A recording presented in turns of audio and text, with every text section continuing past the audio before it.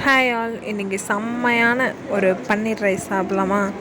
அதுக்கு ஃபஸ்ட்டு ஒரு பாஸ்மதி அரிசி எடுத்திருக்கேன். அதில் வந்து கழுவி எடுத்து வச்சுருக்கேன். இதில் வந்து ஒரு 4 டம்ளர் அளவுக்கு தண்ணி ஊற்றிருக்கேன். இதில் வந்து பட்டை, பிரியாணி இலை, ஏலக்காய், உப்பு இதெல்லாம் ஆட் பண்ணியிருக்கேன். இப்போ அந்த அரிசி அதில் ஆட் பண்ணி ரைஸ் வந்து வேக வச்சு எடுத்துக்கோங்க. ரொம்ப குழைய விட்டுறாதீங்க. உங்களுக்கு இதை மாதிரி எடுக்க வராது அப்படின்னா நீங்கள் வந்து குக்கரில் வச்சு கூட வேக வச்சுக்கலாம். இந்த மாதிரி தண்ணியிலே சேர்க்குறப்போ அந்த ரைஸோட டேஸ்ட் நல்லாயிருக்கும்.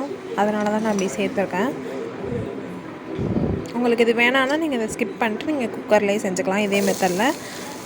இப்போ வந்து நான் பொட்டேட்டோஸ் வந்து குட்டி குட்டியாக சாப் பண்ணி வச்சுருக்கேன். இதை வந்து ஃபஸ்ட்டு ஆயில் போட்டு கொஞ்சம் ரோஸ்ட் பண்ணுங்க. ஆயில் அண்ட் சால்ட் போட்டு இது என்னென்னா கொஞ்சம் ஓரளவு காய்ச்சி கொஞ்சம் கிறிஸ்பி ஆகணும். அந்த மாதிரி இது பண்ணதுக்கப்புறமா இந்த சில்லி பவுடர் ஆட் பண்ணுங்கள்.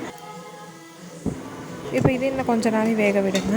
இது நல்லா வெந்துடட்டும். இது நல்லா வெந்ததுக்கப்புறமா இதை எடுத்து வச்சுட்டு அடுத்து பன்னீர் ஆட் பண்ணணும். திரும்ப அதே பேன்லேயே ஆயில் போட்டு நான் பன்னீரை வந்து ரோஸ்ட் பண்ணிக்கிறேன். இதை வந்து எதுவும் ஆட் பண்ண வேணாம், இல்லை ஸ்பைசஸ் எதுவும்.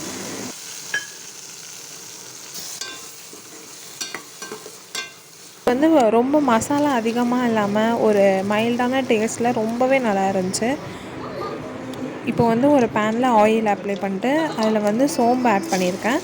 சோம்பு, ரெட் சில்லிஸ், அப்புறமே வந்து 1-2 வெங்காயம் அளவுக்கு ஆட் பண்ணியிருக்கேன். சால்ட் ஏன் ஆட் பண்ணுறோன்னா வெங்காயம் வந்து சீக்கிரமாக வதங்கிடும், அதுக்கு தான் சால்ட் ஆட் பண்ணுறோம்.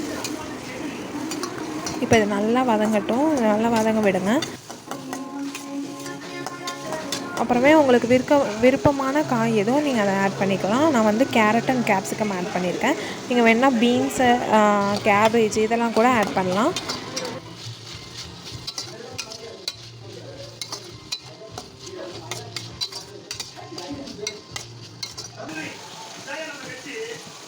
அவ்வளோதான். இதில் இப்போ வந்து ஒரு 1/2 ஸ்பூனை விட கொஞ்சம் கம்மியாக சில்லி பவுடர் அண்ட் வந்து கொஞ்சோண்டு கரம் மசாலா ஆட் பண்ணியிருக்கிறேன் நான் டேஸ்ட்க்கு ஏற்ற மாதிரி. அவ்வளோதான். இப்போ அதையும் போட்டு நல்லா அதில் பச்சை வாசம் போகிற வரையும் ரோஸ்ட் பண்ணிட்டு வதக்கிட்டு அதுக்கப்புறமா ரைஸ் ஆட் பண்ணுங்கள். ரைஸ் ஆட் பண்ணோடனே லைட்டாக ஒரு கிளறி விடுங்க. ரொம்ப இது பண்ணிங்கன்னா ரைஸ் உடஞ்சிரும்.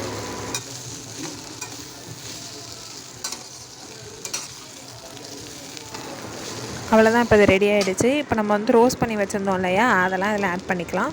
நான் லாஸ்ட்டாக லைட்டாக பெப்பர் பவுடரும் ஆட் பண்ணிக்கிட்டேன். இதை ஆட் பண்ணதுலேருந்து ஒரு 2 to 3 மினிட்ஸ் அடுப்பில் நல்லா வந்து கிண்டி விட்டுட்டு அதை வச்சுருங்க. அவ்வளோதான். இப்போ செம்ம டேஸ்ட்டான பன்னீர் ரைஸ் ரெடி ஆகிடுச்சு.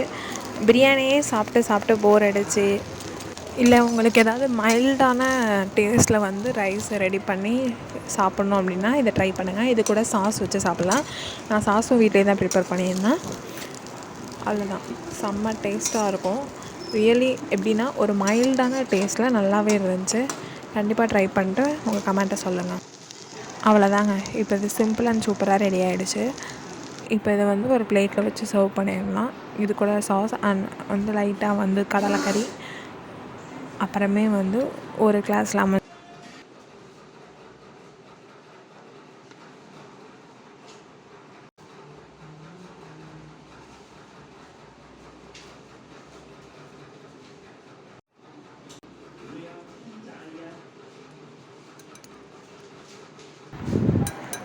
Thanks for watching.